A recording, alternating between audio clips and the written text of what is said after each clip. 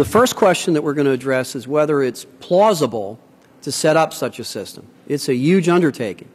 Is it plausible to set up a system where private security companies across the country can have access to the best and most accurate data that are maintained through the FBI? And a witness is going to talk to that and other issues is Mr. Frank Campbell. Mr. Campbell is Senior Counsel in the Office of Legal Policy at the U.S. Department of Justice. He was the author of the Attorney General's Report on Criminal History Background Checks issued in June of 2006. Mr. Campbell was central to the development of a fingerprint fast capture device for criminal history checks. He also serves as the principal Department of Justice liaison to the National Crime Prevention and Privacy Compact Council, which establishes rules relating to the interstate exchange of FBI criminal history for non-criminal justice purposes.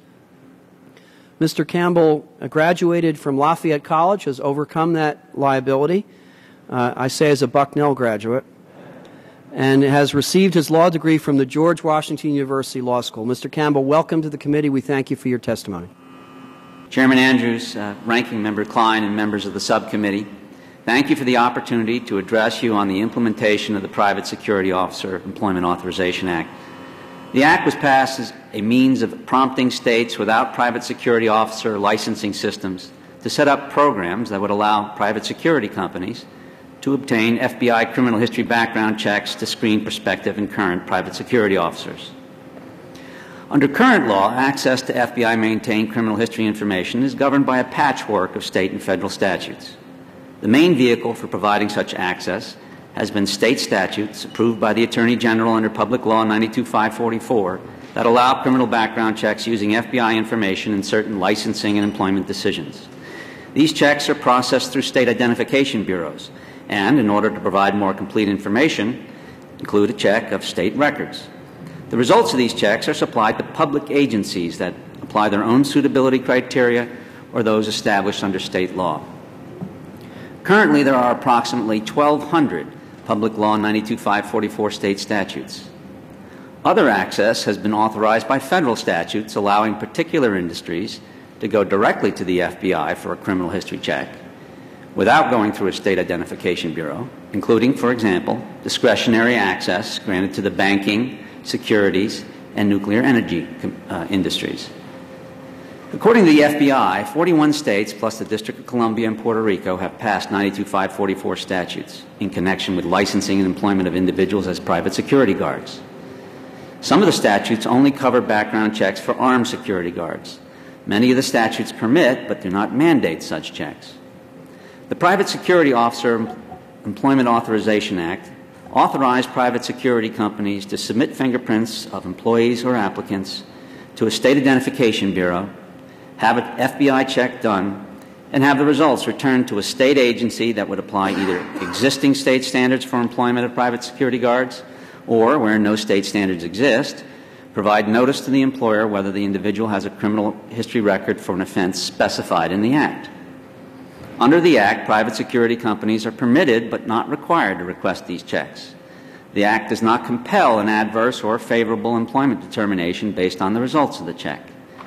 The Act specifies that states may opt out of the background check system authorized by enacting a law or issuing an order by the governor providing that the state is declining to participate. To date, only one state, Wyoming, has notified the FBI that it has opted out of the Act's background check system.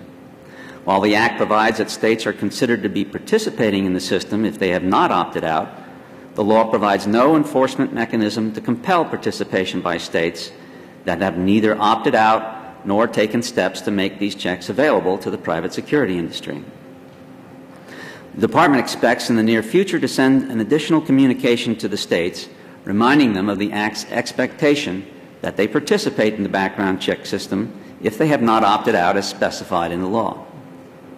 We understand that Chairman Andrews has introduced a bill, H.R. 2703, to amend the Private Security Officer Employment Authorization Act. The Department does not have, at this point, a position developed on that bill, so I'm unable to comment on the bill's provisions today. I can note, however, that in response to a provision in the Intelligence Reform and Terrorism Prevention Act of 2004, The Department sent to Congress in June 2006 the Attorney General's report on criminal history background checks.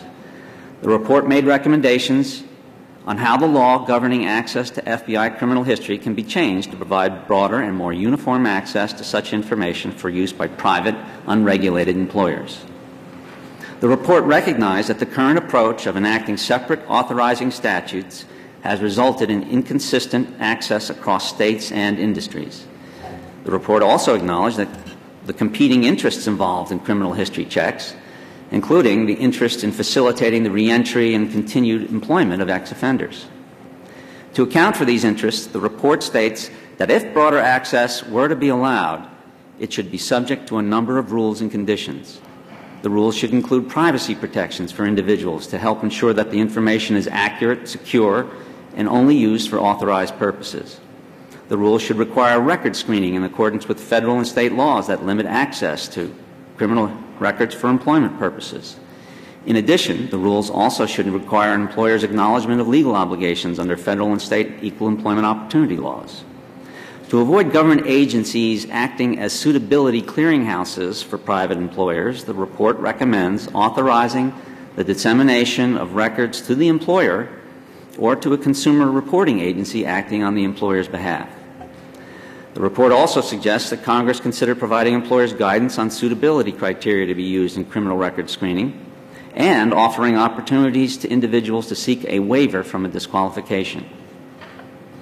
To take advantage of their more complete records, the access should be through states that agree to participate and that meet minimum standards for processing these checks. The Attorney General would establish a means of doing the checks in states that do not opt into the program. Finally, the report emphasized that the Attorney General must be able to prioritize private sector access to enable the scaling of the system to meet the demand in a way that does not interfere with the use of the system for criminal justice and national security purposes. Thank you for the opportunity to appear before the subcommittee today. I'd be happy to answer your questions.